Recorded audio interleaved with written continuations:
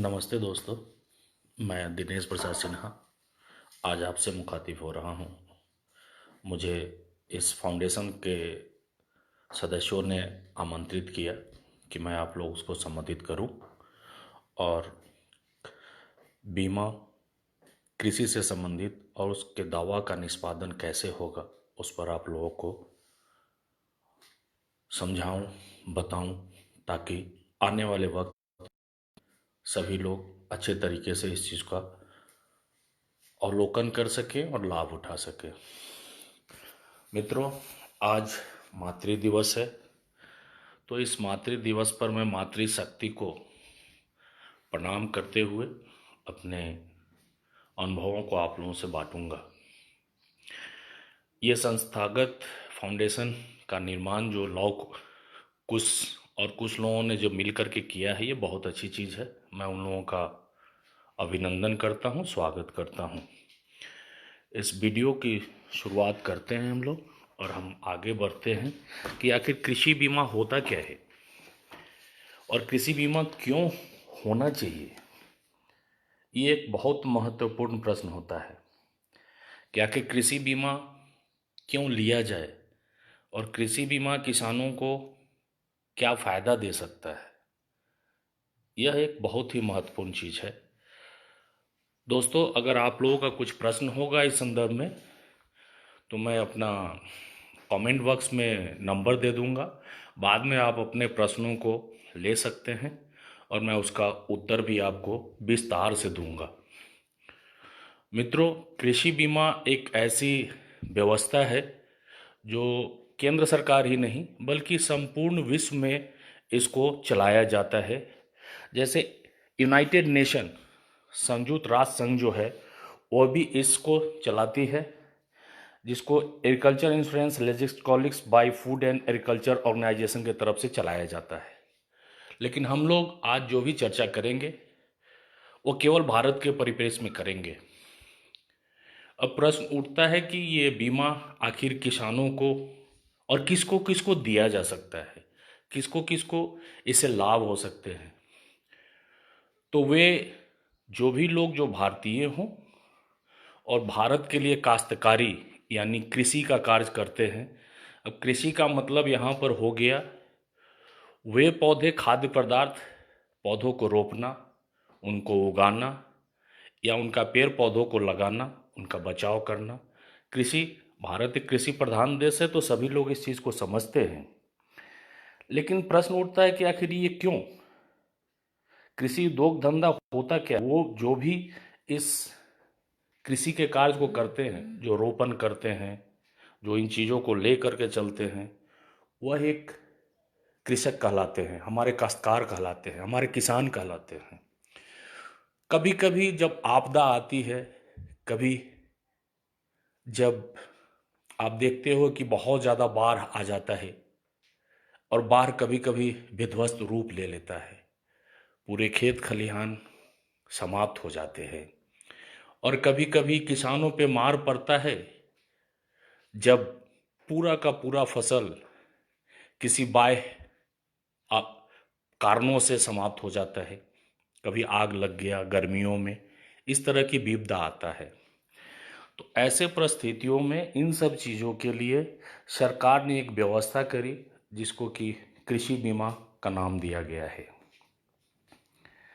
अभी जहाँ तक हम लोग समझते हैं इन सब चीज़ों को और देखते हैं, तो इससे लाभ क्या होता है। इससे लाभ यह होता है कि जब आपकी फसल मारी जाती है, आपकी फसल समाप्त हो जाती है, उस वक़्त सरकार और बीमा कंपनी आपके साथ खड़ी होती है और आपको आपके आय को पुनः आपको वापस करती है मुआवजा के तौर पे। जिससे आपको क्या लाभ होता है, आपको कई अन्य लाभ भी इससे होते हैं। जैसे आपको आर्थिक सहायता मिल गया, किसानों को आर्थिक सहायता मिल गया और उनको साहूकारों महाजनों के पास से जो अधिक उच्च ऋण लेने पड़ते हैं उससे बचाव हो गया। टैक्स कर में भी छूट मिलता है, लेकिन सवाल है कि अपने यहाँ के कितने किसान कर व्यवस्था के अंतर्गत आते हैं और कर भर सकते होंगे। ये तो एक अलग विषय है, इस पे मैं कोई टीका टिप्पणी करना उचित नहीं समझता हूँ। और भारत सरकार ने ये कर रखा है कि इसका प्रोत्साहन करने के लिए, जिससे कि आपका जो भी ऋण है आप उसको चुका सके। अब प्रश्न उठता है कि कौन कौन सी कंपनियां हैं जो बीमा, कृषि बीमा के क्षेत्र में कार्य करती है। दोस्तों, कृषि क्षेत्र में और कृषि बीमा के क्षेत्र में कई कंपनियां काम करती है, जिसमें सरकारी, अर्ध सरकारी और प्राइवेट कंपनियां हैं। जैसे कुछ प्रमुख का मैं नाम लेता हूं: SBI general, Bajaj alliance, IFFCO Tokyo, Reliance, Tata AIG, national insurance company इत्यादि इत्यादि काम करती है। अब प्रश्न उठता है कि दावा का किस अवस्था में मिलेगा और दावा हमको क्यों करना चाहिए। मित्रों, कंपनी जो है, भारत सरकार बहुत पहले से इस पे काम कर रही है, लेकिन अभी प्रधानमंत्री फसल बीमा योजना मोदी जी ने लागू किया 2016 में, जो कि अभी सबसे लेटेस्ट और सबसे ज़्यादा महत्वपूर्ण और सबसे बेहतर बीमा पॉलिसी है। इन बीमा पॉलिसी में दोस्तों, अब यह जानने की आवश्यकता है कि आखिरकार ये बीमा पॉलिसी को हम लेंगे कैसे, और इसमें हमको कितना बीमा का सम एश्योर्ड मिलेगा और कितना पैसे हमको लगेंगे। तो अभी जो हमने चर्चा किया, अभी जो हमने आपको बताया कि प्रधानमंत्री फसल बीमा योजना जो है, उसमें बहुत ही मामूली कम पैसों के आधार पर सरकार बीमा करती है, जिसमें खरीफ फसलों के लिए जो भी पॉलिसी का बीमा का जो पैसा लगेगा, उसका 2% किसानों को देना पड़ता है, और खरीफ के लिए 1.5% देना पड़ता है, और बाकी जो है सो सरकार वहन करती है। चूँकि सरकार किसानों के लिए बहुत ज़्यादा काम कर रही है, इसलिए सरकार बाकी पैसों को अपने तरफ से देती है सब्सिडी के तौर पर। अब प्रश्न उठता है कि बीमा के लिए और बीमा किस अवस्था में मुझे मिलेगा, बीमा को हम कैसे आगे बढ़ा सकते हैं, बीमा को हम कैसे कर सकते हैं। मित्रों, बीमा हम उस अवस्था में ले सकते हैं जब हमारा क्लाइमेट प्रॉब्लम आ जाए, आपदा आ जाए, जैसे कि बाढ़ विरुद्ध का आ जाए, साइक्लोन आ जाए, ओला पड़ जाए, पत्थर पड़ जाए, या आगजनी हो जाए। ऐसी कई सी व्यवस्थाएं हैं जिस आधार पर यह निर्धारित होता है। अब मैं आपको बताऊं कि इसके लिए आपको दस्तावेज कौन कौन से चाहिए। सरकार तो ऐसे ही पैसा आपको नहीं दे देगी ना। तो आपके पास बीमा है, बीमा के बाद आपको कुछ पेपर्स चाहिए। अब पेपर्स आपको कौन कौन से चाहिए? तो जमीन का पंजीकरण होना चाहिए आपके पास, पट्टा होना चाहिए आपके पास, केवाला दाखिल खारिज होनी चाहिए आपके पास, मालिकाना हक आपके पास होना चाहिए, आपके पास आधार कार्ड होना चाहिए, और आपको अपनी आइडेंटिटी प्रूफ करने के लिए, आपको अपने आप को यह बताने के लिए कि आपसे संबंध है, उसके लिए आप भारतीय नागरिक हैं, तो आप क्या दे सकते हैं? आप जानते हैं इन चीज़ों को। आपके पास पैन कार्ड हो सकता है, आपके पास वोटर ID हो सकता है, और आप इसको अपने राशन कार्ड से भी प्रमाणित कर सकते हैं। इन सब चीज़ों को लेकर के फिर आप एक आवेदन पत्र बनाएंगे, और सारी चीज़ों को दावा प्रपत्र भरते हुए संबंधित जहाँ से बीमा कार्यालय से आपने बीमा ले रखा है वहाँ तक आपको पहुँचना है और सूचित करना है। मित्रों, अब इसमें प्रश्न ये आता है कि ये बीमा की सूचना हम किस अवस्था में और कितने दिनों में देंगे। ये बहुत महत्वपूर्ण है। जब राष्ट्रीय आपदा होता है, वैसे परिस्थिति में आप विलंब से भी जाएंगे तो आपको कोई परेशानी नहीं है, नहीं तो स्थानीय स्तर पर जो परेशानियां आती है, जो स्थानीय स्तर पर जो समस्याएं आती है, वैसे परिस्थितियों में आपको 24 घंटे से लेकर 72 घंटे के अंतर्गत संबंधित पदाधिकारी के माध्यम से, सरकारी पदाधिकारी हो सकते हैं, बैंक पदाधिकारी हो सकते हैं, जिला कृषि पदाधिकारी हो सकते हैं, के माध्यम से आवेदन को संबंधित इंश्योरेंस कार्यालय तक पहुंचा देना होता है। अब सेटलमेंट कितने दिनों में होता है? दावा का निष्पादन अगर सारी कागजात आप दे दिए हैं तो 30 से 45 दिनों के अंतर्गत संबंधित बीमा कार्यालय को कर देना है। मित्रों, आपको किन किन परिस्थितियों में बीमा कंपनी भुगतान, यह एक अहम प्रश्न है, क्योंकि बीमा कभी कभी होता है कि बीमा कार्यालय, खासकर निजी कंपनियां बीमा देने में आनाकानी करती है। तो किन किन परिस्थितियों में आपको बीमा का भुगतान नहीं हो सकता है, ये जान लेना बहुत जरूरी है। ये बहुत ही कम क्लॉज हैं, बहुत ही कम अवस्था ऐसी आती है, जैसे युद्ध हो, युद्ध की अवस्था में बीमा कार्यालय आपको, और युद्ध से जो हानि हुआ हो, जैसे बम ब्लास्ट हो गया हो आपके खेतों में और फसल आपकी नष्ट हो गई हो, पेड़ पौधे आपके जल गए हों, समाप्त हो गए हों, या परमाणु कचरों से, तो वैसे अवस्था में बीमा कार्यालय आपको भुगतान नहीं कर सकती है।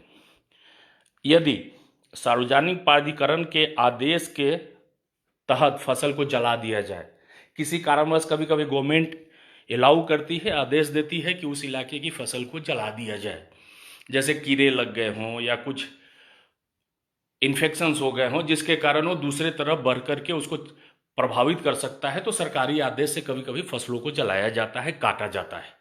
वैसी अवस्था में, या काश्तकार या किसान के दुर्भावना से क्षति पहुंची हो, लापरवाही से क्षति पहुंची हो, और चिड़िया और पशु जब भी क्षति पहुंचाएंगे, उस अवस्था में आपको भुगतान बीमा कार्यालय नहीं कर सकती है।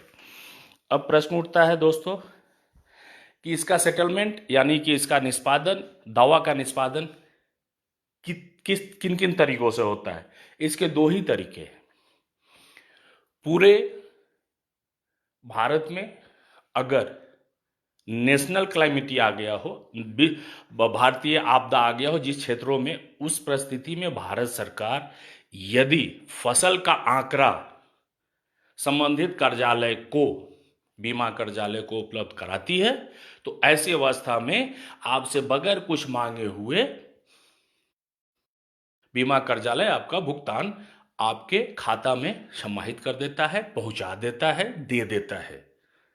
दूसरा, अगर स्थानीय स्तर पर हो तो आपको सही समय में, जो मैंने पहले भी बताया कि 24 घंटे से लेकर 72 घंटे के अंतर्गत संबंधित कार्यालय को सूचना दे दी जानी चाहिए। एक चीज यहां पे बहुत अहम है जो खास तौर पर देखने को आता है, बैंकों से ऋण हम लोग ले करके रखते हैं और हम लोग उसका वित्तीय वर्ष में अवलोकन नहीं करते हैं, यह बहुत जरूरी है। और जो भी जमीन धारक हैं जो इस बीमा का लाभ उठाना चाहते हैं, वो अपनी कर की, जिसको जमीन का, लैंड का जो कर जो हम लोग बोलते हैं, जो कर्मचारी काटता है, उससे हर वित्तीय वर्ष में जरूर कटवा के रखे, अन्यथा बीमा कार्यालय इसका फायदा उठा सकता है, आपको परेशान कर सकता है, आपको नहीं दे सकता है। अब प्रश्न उठता है दोस्तों कि अब हम यह देखें कि बीमा कार्यालय अगर भुगतान करने में परेशान कर रहा हो तो हम क्या करें। उसके लिए कई फोरम हैं, नोट कर ले, IRDA बीमा नियंत्रक की ऑफिस है, आप कहीं भी वेबसाइट पे देखेंगे मिल जाएगा। आपको वहां जाकर के अपनी समस्या को रखना पड़ेगा। और एक बीमा अम्बस्टमेंट करके एक संस्था है, जिसमें आप अपना समस्या को रख सकते हैं। वहाँ पे त्वरित कार्रवाई होती है और खासकर किसानों के मामलों को बहुत तेजी से निपटाया जाता है। अब प्रश्न मिलता है दोस्तों, अब आता है कि ये बीमा किन किन लोगों को मिल सकता है, या जो लोग ऋण ही केवल लेके रखे हैं, या जो बैंक से ऋण लेकर के रखे हैं उन लोगों को मिलेगा, या अन्य लोगों को भी मिल सकता है। निसंदेह आप ऋण लेके रखे हों या बिना ऋण वाले हों, दोनों ही अवस्था में आपको दावा मिल सकता है। अगर आप ऋण नहीं लिए हुए हैं और आप काश्तकार हैं, मझोले हैं, गरीबी रेखा के नीचे आते हैं या गरीबी रेखा के ऊपर आते हैं, वैसी अवस्था में सरकार यह निर्धारित करती है कि उस इलाके के काश्तकारों के जहाँ पे ये प्रभाव हुआ है, जहाँ पे ये भुगतान करना है, क्या दिया जाना है, क्या नहीं दिया जाना है, ऐसी अवस्था में वहाँ पे ये चीज़ें आती है। अब प्रश्न उठता है मित्रों कि अगर हम ऋण नहीं ले रहे हैं और हम सफल किसान हैं, कुछ ऐसे भी तो होंगे जो गरीबी रेखा से ऊपर होंगे, सभी लोग तो गरीबी रेखा से नीचे नहीं हो सकते ना, बहुत सफल किसान लोग भी हैं, तो क्या वो बीमा नहीं ले सकते? ले सकते। कोई भी बीमा कर्जालय आपका बीमा करने से इनकार नहीं कर सकती है, उनको बीमा लेना है। तो मोटा मोटी तौर पे मैंने संक्षेप में आपको सारी चीज़ों को बताया।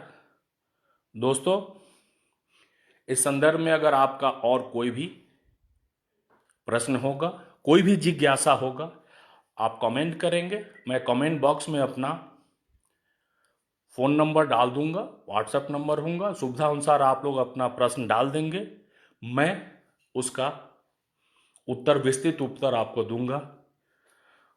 मैं समझता हूं कि मैंने कृषि बीमा और इसका निष्पादन पे संक्षेप में विस्तृत रूप से, प्रभावकारी रूप से आपको जानकारी दे दिया है। एक बार फिर से संबंध फाउंडेशन के लोगों का मैं आभार व्यक्त करता हूं, और अब मैं अपने संबोधन को